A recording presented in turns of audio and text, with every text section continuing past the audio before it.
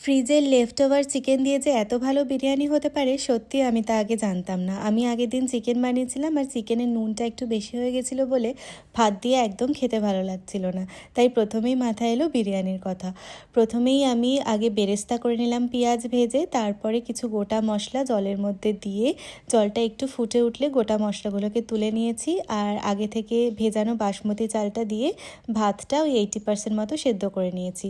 পেঁয়াজ ভাজার তেলেই আলুটাকে ভেজে নিলাম আর তারপরে যে লেফট ওভার চিকেনটা ছিল তার মধ্যে একটু বিরিয়ানি মশলা, একটু কেওড়া জল, গোলাপ জল দিয়ে মাংসটাকে একটু বিরিয়ানির ফ্লেভার দিলাম। তারপরে যা ওই লেয়ার করে করে এক ভাগে ভাত, তারপরে মাংস, তারপরে একটু বিরিয়ানি মশলা, একটু কেওড়া জল, গোলাপ জল আর সামান্য মিঠা আতর আর বেরেস্তাগুলো দিয়ে লেয়ারিং করে নিয়েছি।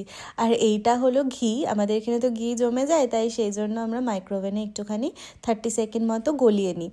দিয়ে এবার লেয়ারিং করে ওপর থেকে একদম একটু কেসার গোলা দুধ দিয়ে এবারে ভালো করে 30 মিনিটস মতো দম দিয়েছি। আর তারপরে একদম দেখুন বিরিয়ানি রেডি হয়ে গেছে।